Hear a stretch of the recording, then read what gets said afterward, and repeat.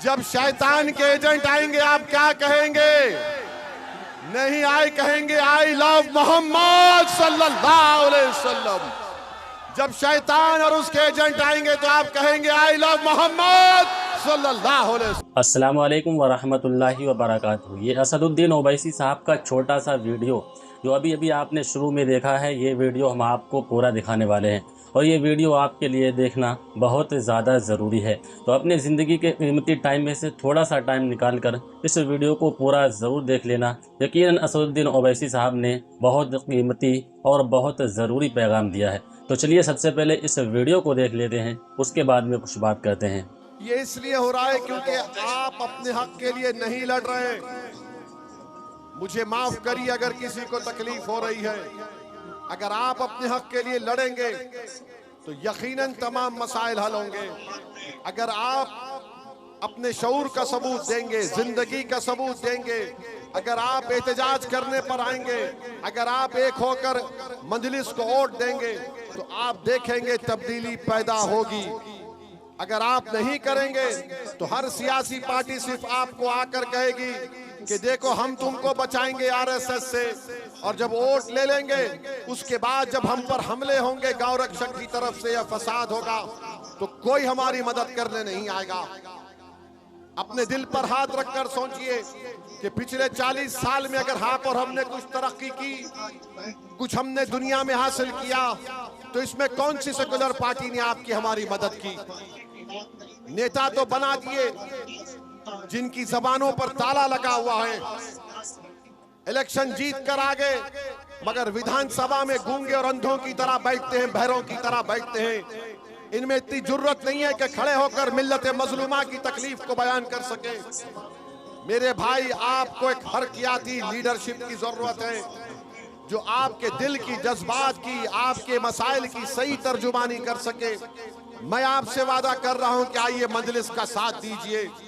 हम तुम्हारे दिल में छुपे हुए ख्वाबों को, अरमानों को पूरा करने के लिए तैयार हैं, मगर अगर आप हरकत आपको करना पड़ेगा और सिर्फ हरकत एक ही करना है कि चुनाव के दिन, मतदान के दिन जहां पर मजलिस का कैंडिडेट होगा वहां पर पतंग छाप पर आप बटन लगाकर बता दीजिए तमाम सियासी पार्टियों को कि अब हम और तुमको बर्दाश्त करने के लिए तैयार नहीं है। लोग, मैं पिछले 25-30 साल से सुन रहा हूं एम वाई। वाई को फायदा हुआ, एम को क्या फायदा हुआ मुझे बताओ? एम वाई के नाम पर सिर्फ वाई की बात होती है। एम वाई के नाम पर सिर्फ वाई के वहां पर उनके घर में चिराग जलता है। एम वाई के नाम पर मुख्यमंत्री एम नहीं बनता, कोई और बन जाता है। मेरे अजीज दोस्तों और बुजुर्गों, ये तल्ख हकीकत है, इसको आपको सुनना पड़ेगा। मैं कोई परवाह नहीं करता कि मुझे लोग मुझ पर इल्जाम लगाते, मुझको गाली देते, क्या क्या बात करते मेरे बारे में, मुझे कोई इसकी फिक्र नहीं है, क्योंकि मैं जब इस दुनिया से मर कर जाऊंगा तो हशर के मैदान में ये इल्जाम लगाने वाले आकर मेरी तारीफ नहीं करेंगे, मेरे आमाल मेरी मदद करेंगे। रसूलुल्लाह सल्लल्लाहु अलैहि वसल्लम की शिफात पर हम जन्नत में जाएंगे। याद रखो, अगर हम दुनिया में हैं तो हमको ये देखना जरूरी है कि हम किसके लिए काम कर रहे हैं। कहीं ऐसा तो नहीं है कि 15 साल हमने राजद को यहाँ का बिहार का इख्तिदार दिया, 20 साल नीतीश कुमार मुख्यमंत्री रहे। बताओ फिर कौन सी ऐसी चीज हुई? एक मामूली सालीगढ़ मुस्लिम यूनिवर्सिटी का सेंटर है किशनगंज में, वो दम तोड़ रहा है, उसको मदद नहीं कर सकता कोई। बताइए फिर क्या होगा? अगर आप खुशफहमी का शिकार है, याद रखो, जो कौम सो जाएगी फिर वो अगर सो गई तो सुबह क़यामत में जब सूर फूंका जाएगा तुम उसी वक्त बेदार होगे। ये वक्त है बेदार होने का। जिंदगी का सबूत दीजिए और हरकत करिए। नौजवानों, मैं तुमसे अपील कर रहा हूं, मैं तुमको दावत दे रहा हूं, तुमको रिक्वेस्ट कर रहा हूं, तुमसे इल्तिजा कर रहा हूं, तुम आगे बढ़ो। क्या तुम तेजस्वी के तरह चीफ मिनिस्टर नहीं बन सकते? मुझे बताओ। क्या तुम में काबिलियत नहीं है? कितने लोग यहाँ पर पढ़े लिखे? हाथ उठाओ। मैं आपसे वादा तो फिर आपके पास अल्लाह ने आपको काबिल बनाया है। याद रखो, इस काबिलियत को इस्तेमाल करो, इस काबिलियत को इस्तेमाल करो नाइंसाफी के खात्मे के लिए। इस काबिलियत को इस्तेमाल करो किसी मजलूम के आंख से बहते हुए आंसू को रोकने के लिए। अपनी काबिलियत को इस्तेमाल करो ताकि तुम दुनिया को हिम्मत दे सको। अपनी काबिलियत को इस्तेमाल करो ताकि तुम्हारे दिलों से खौफ निकल जाए। इस काबिलियत को इस्तेमाल करो ताकि तुम दुनिया को उम्मीद दो। ये काम आपको करना है मेरे अजीज दोस्तों और बुजुर्गों। मैं तुम्हारी नारों का, तुम्हारे मेरे लिए तारीफ का मोहताज नहीं हूँ। मैं भी इस दुनिया से चला जाऊंगा, मगर मेरा ख्वाब यह है कि भारत के 17 करोड़ मुसलमानों की एक सियासी क़ियादत बने। जो लोग बार बार आकर कहते हैं कि मुसलमानों की अगर पॉलिटिकल लीडरशिप होगी तो नुकसान होगा, ये सबसे बड़े झूठे, कज़्ज़ाब और जालिम लोग हैं। याद रखो मेरी इस बात को। ये गुलाम है उन सियासी पार्टियों के जिनके फेंके हुए टुकड़ों पर अपनी जिंदगी गुजारते हैं। हम किसी के दर की फेंकी हुई हड्डी नहीं उठाएंगे। हम अपने हिस्से का जो शेर है लेकर रहेंगे इंशाअल्लाह ताला। इन लोगों से बचो जो तुम्हारे दिलों में नाउम्मीदी पैदा कर रहे कि तुम नेता नहीं बन सकते। मैं कह रहा हूं, सीमांचल की जनता ना सिर्फ बिहार की क़ियादत कर सकती है, बल्कि सीमांचल का एक नौजवान लड़का है, लड़की इंशाअल्लाह भारत को भी लीडरशिप दे सकता है।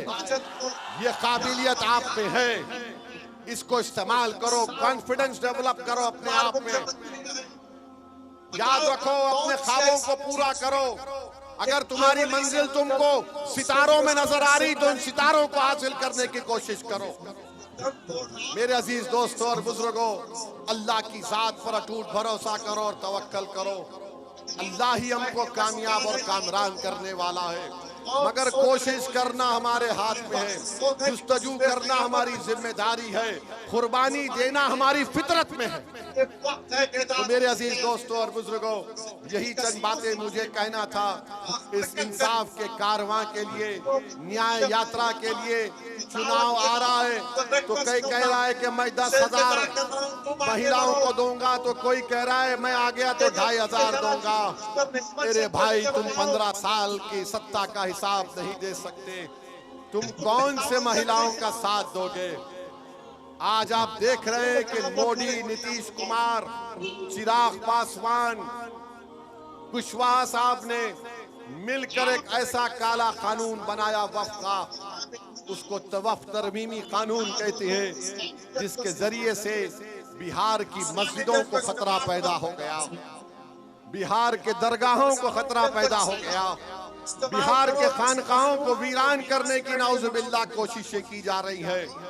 वो कब्रिस्तान जिसमें हमारे बुजुर्ग आराम से सो रहे हैं, उस पर कब्जा करने की कोशिशें की जा रही है। वो वक्फ की जमीन जिसका मालिक अल्लाह है, जिस पर कोई काबिज है तो उसको मालिक बनाने का कानून बना दिया गया। उठो, ये वक्त उठने का है, ये वक्त ख्वाब गफलत में सोने का नहीं है। अगर आप बेदार नहीं होंगे तो कोई आकर नहीं तुमको बेदार कर सकता। ये बेदारी का सबूत आपको देना है। यही पैगाम हम आपको देने आए हैं। और सीमांचल की सरजमीन पर बार बार मोदी आते हैं और आकर कहते हैं कि यहाँ पर घुसपैठी है। मैं मोदी, अमित शाह और नीतीश कुमार को कह रहा हूँ, खबरदार, सीमांचल को बदनाम तुम नहीं कर सकते इस तरह की जुमलों को इस्तेमाल करके। सीमांचल में कोई घुसपैठी बांग्लादेशी नहीं है।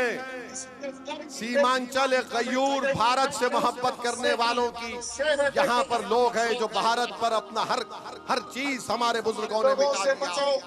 अगर मोदी दोबारा आकर यहाँ पर सीमांचल में घुसपैठी कहेंगे तो हम आज ही उनको जवाब दे देते हैं, मोदी जी, दिल्ली में जो आपकी बहन बांग्लादेश से आकर बैठी है उसको लाओ सीमांचल में, हम हाथ पकड़कर उसको बांग्लादेश पे ढकल देंगे। वो बांग्लादेशी क्यों बैठी है भारत में, बताओ हमको। तो मेरे अजीज दोस्तों और बुजुर्गों, आप बढ़िए, अपने वोट का इस्तेमाल करिए और अपने वोट के जरिए, अपने दुआओं के जरिए मजलिस को कामयाब करिए। आप अब नेता बनेंगे,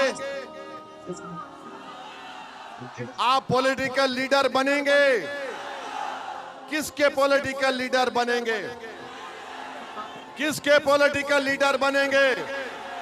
क्या आप सीमांचल को रास्ता दिखाएंगे? क्या आप बिहार को रास्ता दिखाएंगे? क्या आप भारत की नुमाइंदगी करेंगे? क्या आप ख्वाब देखते हैं कि एक दिन आप बिहार के मुख्यमंत्री बनेंगे? क्या आप एक ख्वाब देखते हैं कि एक दिन सीमांचल का कोई लड़की या लड़का भारत का प्रधानमंत्री बनेगा? तो ये ख्वाबों को पूरा कैसे करोगे? नारों से ख्वाब पूरे नहीं होंगे, मेहनत से होंगे, कुर्बानी से होंगे, अमल से होंगे, इत्तेहाद से होंगे और इलेक्शन के दिन वोट डालने से होगा। और याद रखो, हमारे जाने के बाद शैतान के एजेंट आएंगे।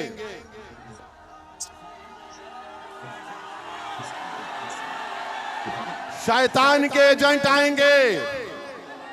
तो जब वो आएंगे आप क्या कहेंगे? जब शैतान के एजेंट आएंगे आप क्या कहेंगे? नहीं आए कहेंगे आई लव मोहम्मद सल्लल्लाहु अलैहि वसल्लम। जब शैतान और उसके एजेंट आएंगे तो आप कहेंगे आई लव मोहम्मद सल्लल्लाहु अलैहि वसल्लम।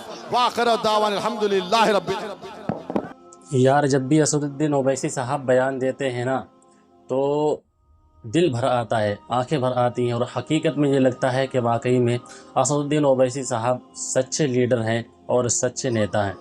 तो आपको असदुद्दीन ओवैसी साहब ने पैगाम दे दिया कि बेदार हो जाइए और अपना लीडर पैदा कीजिए, ताकि जो आपको दर दर की ठोकरें खाना पड़ रही हैं ना, दर दर के सामने आपको झुकना पड़ रहा है, भीख मांगना पड़ रहा है, तो आप अपना लीडर पैदा करें ताकि आप पर कोई मुश्किल आए तो आपके लिए वो बोलता हुआ नज़र आए, आपके लिए संसद में बोलता हुआ नज़र आए, संसद में आपकी आवाज़ उठाता हुआ नज़र आए। तो इस वीडियो को सिर्फ अपने पास ना रखें, बल्कि इस पैगाम को ज़्यादा से ज़्यादा जितने लोगों तक हो सके आप ज़्यादा से ज़्यादा शेयर करें। इसी के साथ आज की इस वीडियो का इख्तिताम करते हैं। मिलते हैं अगली वीडियो में, तब तक के लिए अल्लाह हाफिज़।